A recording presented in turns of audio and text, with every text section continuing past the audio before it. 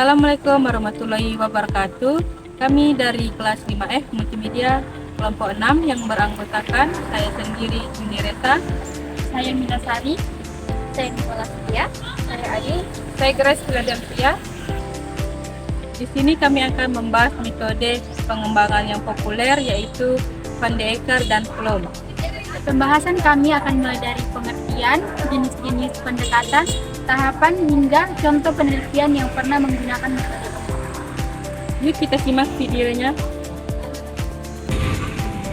Baik, pembahasan yang pertama, apa itu metode Van de Ecker dan Vlom? Metode Van de Ecker adalah pendekatan development, research, atau design-based research yang bertujuan untuk mengembangkan dan memvalidasi produk seperti media pembelajaran atau kurikulum secara sistematis, berbasis teori dan diuji secara bertahap. Sementara itu, Vlom juga mengembangkan pendekatan penelitian, pengembangan, tetapi dengan struktur yang lebih ringkas, fokusnya tetap sama, mengembangkan produk yang praktis dan efektif melalui proses desain dan evaluasi.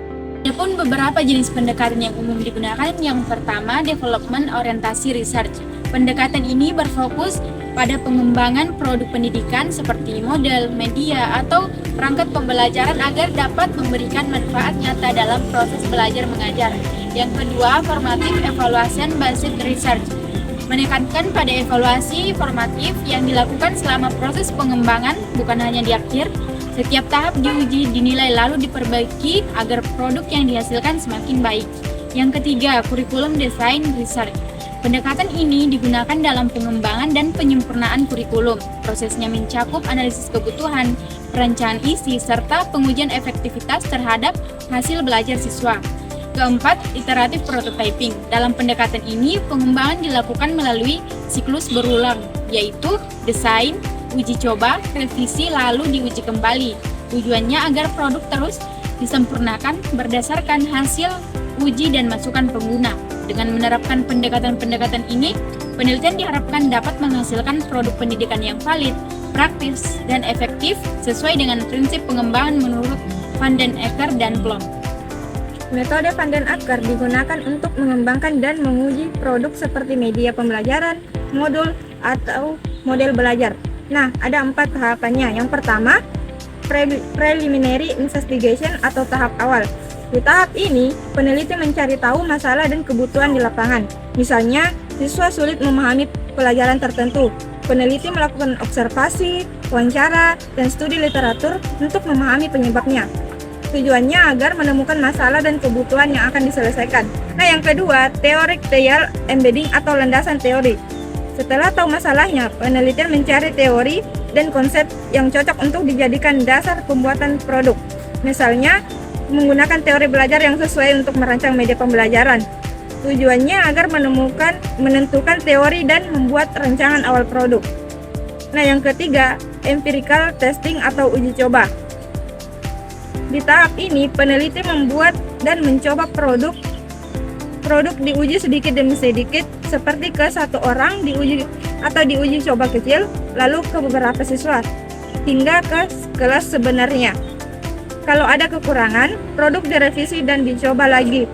Tujuannya untuk mengetahui apakah produk berfungsi dengan baik dan efektif. Nah, yang terakhir atau yang keempat, documentation dan reflection atau dokumentasi dan refleksi. Tahap terakhir, peneliti menulis laporan hasil, menjelaskan apa yang berhasil, apa yang perlu diperbaiki, dan hasil akhirnya. Tujuannya agar menyimpulkan hasil penelitian dan menyempurnakan produk akhir. Adapun 3 tahapan penelitian Vlom. Yang pertama itu preliminary research. Tahap awal ini untuk memahami masalah dan kebutuhan. Kegiatan yang dilakukan mengamati situasi di lapangan, melakukan wawancara atau studi literatur, menentukan masalah yang akan dipecahkan. Yang kedua, prototyping phase. Tahap ini meneliti, merancang, dan membuat produk awal, mendesain bentuk awal produk, melakukan validasi, ahli melakukan uji coba kecil untuk melihat kelemahan produk, melakukan revisi dan perbaikan.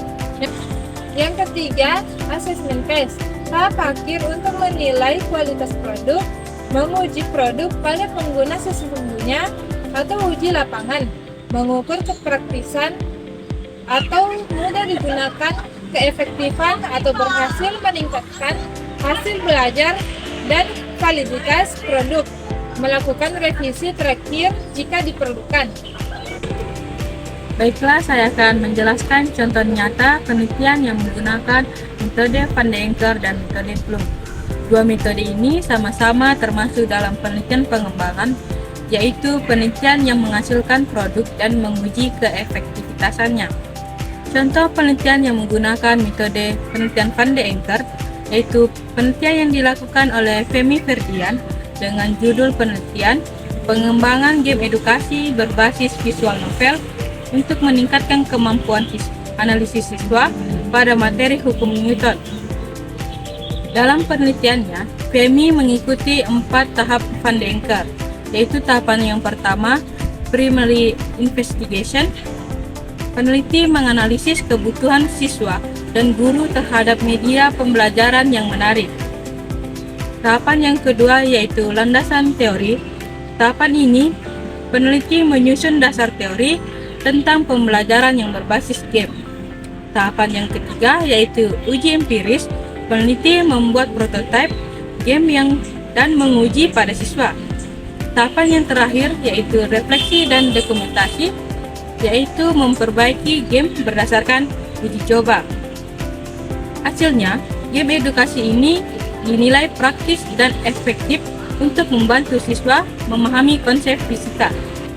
Lalu, contoh kedua, penelitian yang menggunakan metode Plum yang dilakukan oleh Ira Apriliani pada tahun 2021 dengan judul penelitian pengembangan media pembelajaran berbasis augmented reality. Ira menggunakan 3 tahapan utama Plum, yaitu primary research.